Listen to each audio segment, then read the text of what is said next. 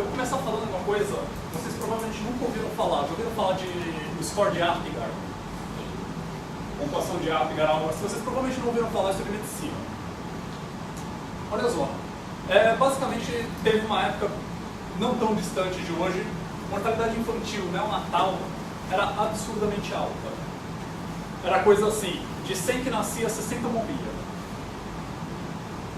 Absurdo, a gente está pensando assim, 1800 e tal. Na verdade eu não sei, tem as datas lá, mas eu não olhei elas porque vai que é pior, né? A gente está falando de 1910, tipo coisa assim, eu ia ficar muito traumatizado. Mas basicamente tinha essa taxa de mortalidade porque os médicos não notavam que o recém-nascido estava morrendo. Coisas assim, você tem que olhar se o bebê está roxo. Você tem que olhar vários detalhes, né? Os médicos não olhavam e por causa disso eles não mandavam direto para a UTI, morria. E eles estavam procurando uma solução e uma médica chamada Apgar, esse é o sobrenome dela, ela virou e sugeriu: vamos fazer o seguinte, vamos pegar e padronizar como é que você analisa a situação. A gente vai olhar para 6 variáveis específicas, então a coloração do bebê, frequência cardíaca, não faço ideia das variáveis. Você soma isso, são 6 variáveis de 0 a 3, você dá uma nota de acordo com, acho que 3 era o pior caso, e 0 é o melhor caso, estava tudo perfeito. Então você tem 6 notas, você soma isso. Passou de 12 e manda para a UTI. Claro, você não pensa, passou de 12 no score, você manda para a UTI. Taxa de mortalidade de neonato simplesmente desacou. Foi uma coisa assim que se denominaria de uma redução de 40% na mortalidade de neonato. Expressivo, certo? Agora pensem comigo. Você está usando uma fórmula para decidir se você pega o neonato e manda para a UTI. Se deu 11, você não manda. Está bem. Se deu 12, você manda. Complicado, né? Você está usando uma fórmula. Mas ela funciona. Teve uma redução absurda na mortalidade de neonatos. Bom, vocês acham que os médicos gostaram disso, inicialmente? Da sugestão? Nem um pouco, né? Olha, você está achando que trabalho de medicina mecânica? Né? Enfim, teve uma resistência a essa ideia, mas acabou pegando, porque é incontestável. Legal. Bom, então tem o score da Apgar. Daí teve, entre 40 e 50, um psicólogo chamado Paul Mill, alguma coisa assim. Esse cara escreveu um livro, né, a edição que eu li é de 54, que ele apelidou o livro de Meu Pequeno Livro Perturbador, onde ele apresentava situações como essa do score de Apgar e mostrava uma fórmula simples, óbvia e imbecil, prevendo a situação melhor do que especialistas. Então, pelo menos, ele fala do score de Apgar e ele também fala de enólogos. Conhecem enólogos? Já ouviram falar?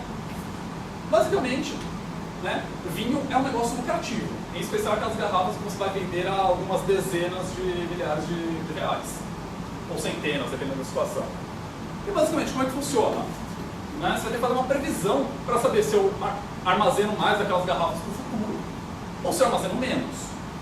Então você tinha lá, se chamava um enólogo, que cobrava a grana ferrada, ele experimentava e falava: essa garrafa vai ser muito boa, essa garrafa vai ser ruim.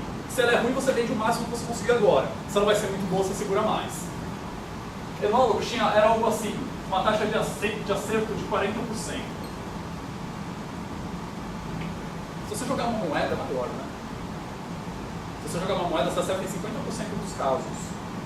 Então, era melhor você ir contra o enólogo, apostar contra, porque se ele falou que sim, você faz o contrário, sabe? Do que você aceitar a opinião dele. Mas isso fica perdido. Se você não está analisando friamente a situação, isso aqui fica perdido. Você não tem base para comparar, você não descobre que você está acertando só em 40% dos casos.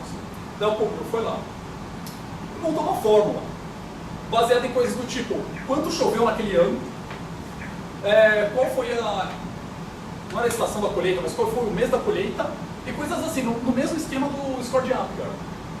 Ele passou a acertar em 60%. Você tem um psicólogo, não manja nada de vinhos, encontrou lá 6 variáveis que dizem que são os que condicionam o vinho, colocou uma fórmula que ele soma e acerta 60%. Você tem especialista falando que só acerta em 40%. Estranho, né? Tem mais um outro caso. Bolsa de valores. Simplesmente ia lá e falava com os quadros especialistas para saber se a bolsa ia subir ou se a bolsa ia descer. Era alguma coisa parecida, eles acertaram 40%. Então se apostar contra eles é melhor. Então, de qualquer forma, a gente tem uma situação bem crítica aqui. Nós temos de um lado uma fórmula estúpida e simples, e pelo que o Daniel Kahneman recomenda, que tem no máximo 6 variáveis.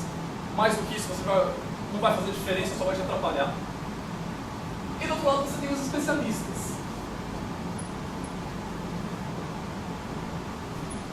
Que bom, vocês acham que os enólogos gostaram do resultado? Nem um pouco, você jogou no lixo com isso. Essa formulazinha michuruca jogou os caras fora, você não sabe mais nada. Você acha que o pessoal de bolsa de valores deu ouvidos pro que esse cara escreveu? Nem ferrando, você está simplesmente destruindo os caras. Mas está falando que os especialistas não sabem o que estão falando.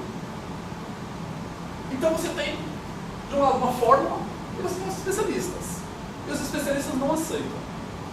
Eu estava lendo isso, perturbado, né? Porque isso está saindo do livro do Daniel Kahneman também. Daí eu fui atrás desse livro, comecei a ler ele também. E daí eu pensei em uma outra situação, que a gente tem especialistas tentando prever situações, porque aqui eles estão todos tentando prever, né? O que vai acontecer. Por exemplo, como é que a gente faz estimativa? Somos especialistas que dizemos quanto que vai demorar. Quando que a gente acerta essa porcaria? É quase um chute, não é? Eu estou para começar um trabalho agora exatamente de medir se eu jogar uma moeda para cima, se vai ser melhor ou pior. Porque eu acho que a gente está numa situação exatamente muito semelhante com essas. Então o que eu pretendo fazer? Eu vou desenvolver um score de 6 variáveis de software, sei lá, vou pegar complexidade, você acha de 0 a 4, qual é a complexidade disso? Qual o tempo que você acha que vai demorar? Quebrar essas coisas e fazer uma somatória e usar isso como score points. O que eu realmente espero que aconteça, o que eu adoraria que acontecesse, é que dê errado. Que não funcione. Porque daí me dá ainda esperança no ser humano, sabe? O ser humano é melhor do que uma fórmula. Mas todos os dados que eu tenho apontam o contrário. Provavelmente se a gente fizer isso, vai dar certo e a gente vai ter estimativas mais precisas do que o que a gente faz hoje. Dá medo, não dá? Não, né? E daí o que eu vou fazer isso, eu vou fazer esse trabalho, só que eu quero fazer esse trabalho com validação estatística efetivamente. O que eu queria falar para vocês é, na verdade, fazer um convite. Porque eu preciso de vários times. Eu vou fazer uma porrada de times e analisar durante muito tempo. Né? Se vocês tiverem interesse em participar desse trabalho, a ideia é que isso realmente gere um trabalho, caso dê certo, gere, né, sei lá, um artigo, alguma coisa assim que a gente manda para alguma conferência, algo assim, e eventualmente a gente está começando a mudar tudo numa direção em que dói falar, mas que em algumas situações fórmulas conseguem prever melhor do que especialistas. E agora a gente precisa do especialista. Né? Por isso eu não consigo pensar, se eu pegar uma pessoa que não sabe nada de software para ela estimar cada uma das variáveis, onde que se encaixa. E daí quem tiver interesse depois me manda um e-mail e a gente vê marca de acompanhar os times, de fazer alguma coisa. Mas é perturbador. É bem perturbador. E daí eu estou lendo o livro desse cara e basicamente é a segunda edição, né? O prefácio do livro, ele passa umas 15 páginas se defendendo de acusações que foram feitas contra ele, de tão perturbador que foi o livro dele na época de lançado. Bom, pessoal, é isso. Obrigado.